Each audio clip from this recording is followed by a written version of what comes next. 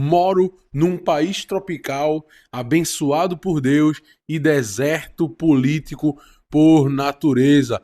A pesquisa mais recente da Quaest sobre intenção de voto para a candidatura do ano que vem à presidência do Brasil mostra que 23% das pessoas preferem Lula e 15% preferem Bolsonaro.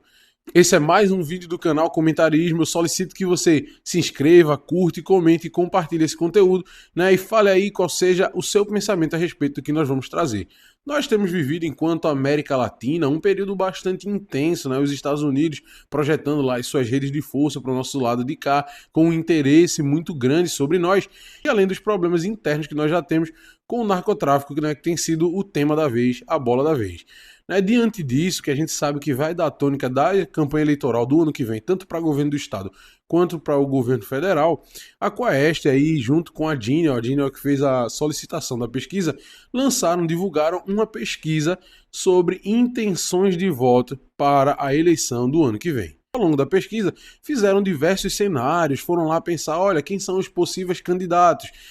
O cenário político lá com Lula é candidato, outros nomes comuns aí, né, no nosso cenário político, normal, Tarcísio, o Zema, botaram o Ciro Gomes lá de novo, que eu nem sei se ele vai se candidatar, e nessa onda colocaram também Bolsonaro, que querendo ou não tem uma representação massiva dentro o eleitorado brasileiro.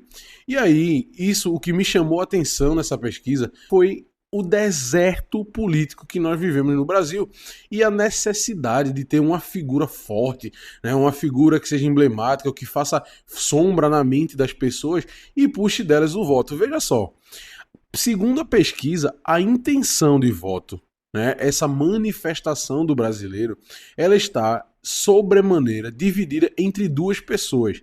Uma que nasceu no ano em que a Segunda Guerra Mundial acabou, que é Lula, que já tem 80 anos, e a outra que é um condenado da justiça há 27 anos e 3 meses.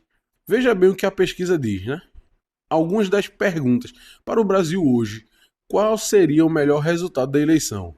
Um nome nem ligado a Lula, nem ligado a Bolsonaro, aparece com 24% das intenções de voto.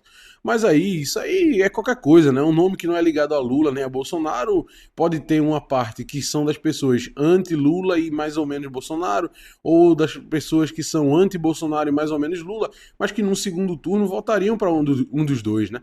E aí a gente tem Lula com 23% dos votos, lembrando, 80 anos, alguém de fora da política, 17 pontos, ou seja, a gente quer uma pessoa que não seja um desses dois, mas que a gente não sabe quem é.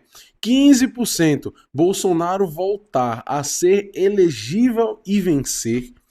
11%, alguém apoiado pelo Bolsonaro, ou 5%, alguém apoiado por Lula.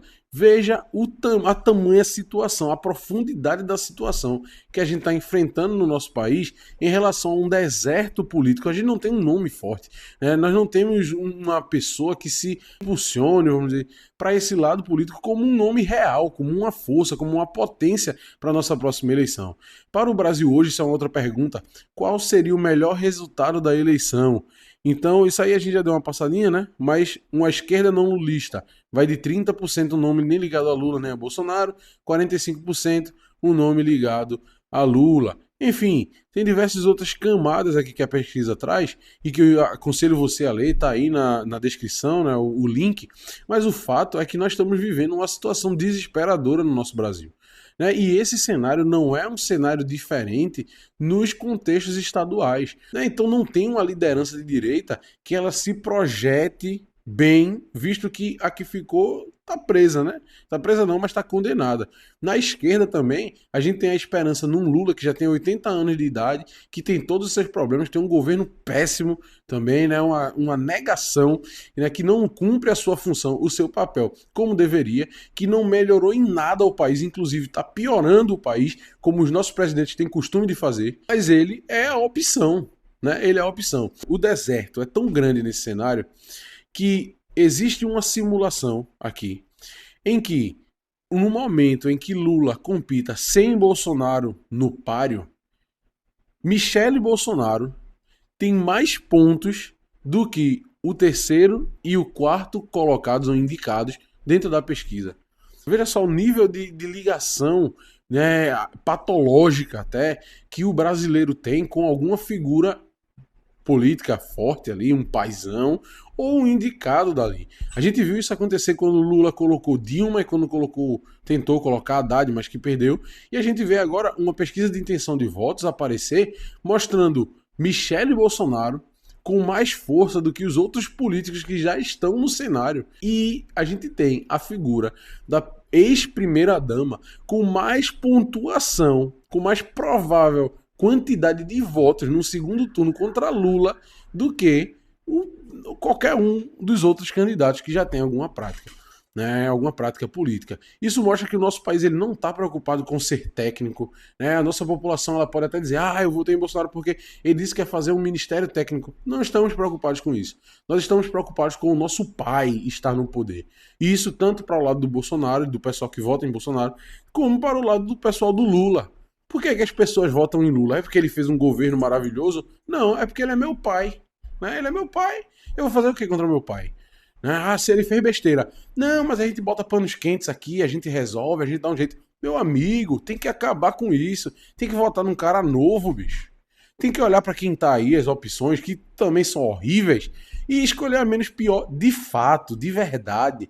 Porque, veja, Lula tem hoje 80 anos. Ele vai lá fazer, digamos, ele se candidata de novo, ganha aqui. Se ele se candidatar, provavelmente ele vai ganhar. A não ser que aconteça alguma reviravolta muito grande, que ele fale muita besteira, ou que apareça um super popstar aí da política. Lula vai se candidatar, vai lá até os seus 84, 85 anos, e depois? Quem é que vem?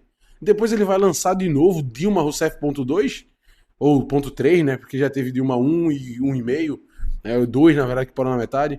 Ele vai lançar um outro Haddad com aquela fala mansa e uma postura política, já um passado político que não é legal e que a população não gosta. Mas nunca foi envolvido em crime. Mas não tem carisma, é um cara meio apático, parece que falta ferro no sangue.